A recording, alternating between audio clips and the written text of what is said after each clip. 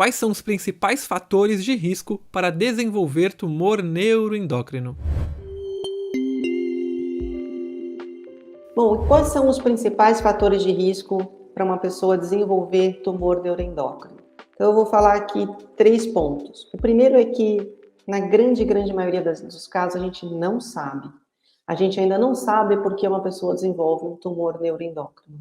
Em alguns casos, a gente tem uma ideia. Então, em mais ou menos 5% dos pacientes com tumor neuroendócrino, existe um componente genético. Ou seja, a pessoa já nasceu com uma alteração genética nas suas células que predispõe a pessoa a desenvolver o tumor neuroendócrino. São chamadas síndromes hereditárias. A gente conhece algumas, vamos dizer que as mais conhecidas são as chamadas neoplasia endócrina múltipla tipo 1, MEN1, neoplasia endócrina múltipla tipo 2, MEN2, e a síndrome de von Hippel-Lindau. São nomes grandes aí. Mas vamos dizer que essas são as mais conhecidas. Mas certamente existem outras, existem muitas pesquisas.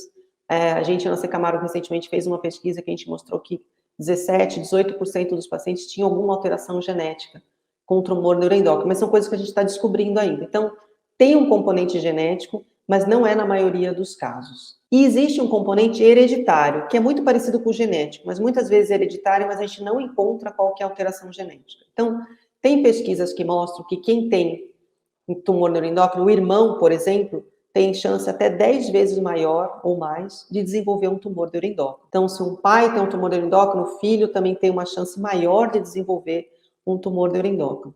Às vezes a gente pesquisa e encontra a causa genética, às vezes não. Mas o componente de hereditariedade, ele está presente. E ele está presente em inúmeros tumores. A gente vê isso em câncer de mama, a gente vê isso em câncer de pâncreas, em câncer de intestino, em câncer gástrico, câncer de próstata. Existe esse componente de aumentar o risco quando alguém da família tem. E se isso acontece, quais são os exames, né, para tentar identificar? E aí vai depender do tipo de tumor. Então, se alguém da família teve um tumor neuroendócrino do intestino, por que não fazer uma colonoscopia? Né? Então, a colonoscopia ela é indicada para pessoas a partir de 45 anos, independente da história familiar, para o rastreamento do câncer coloretal. Mas ela também pode olhar se tem um tumor neuroendócrino. Então, não é recomendado o rastreamento nem com nenhum exame para tumor neuroendócrino, mas eventualmente alguém que tem um parente próximo que teve, pode conversar com o médico se faz sentido investigar um tumor neuroendócrino na pessoa.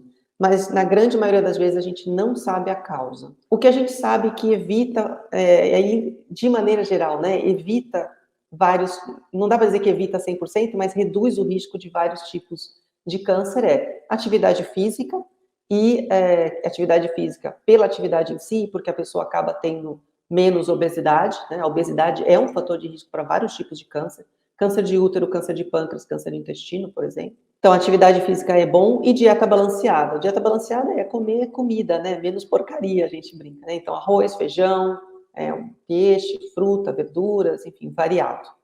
Isso é bom para para evitar a maioria dos tumores. O cigarro só faz mal, né? Ele só é bom para a empresa que vende, né? Porque a pessoa gasta dinheiro e perde a saúde, né? Então ele não é bom para nada. Então o cigarro é algo que deve ser abolido da vida das pessoas. O consumo de álcool, não existe uma dose segura. Estudos recentes sugerem que mesmo doses baixas de álcool podem ser ruins. Tem estudos que mostram que existe um limite. A verdade é que moderação deve ser praticada. Então, se a pessoa toma uma cerveja no final de semana, provavelmente não tem problema, mas se tomar todo dia vai ter problema. Então, uma vida equilibrada é bom para tudo, mas não dá para dizer que especificamente para tumor neuroendócrino tem um fator causal a dieta. O que a gente vê realmente é que existe esse componente hereditário e existem, em alguns casos, as síndromes genéticas associadas a risco de tumor neuroendócrino. Converse com o seu oncologista se esse é o caso e aí fazer um teste específico.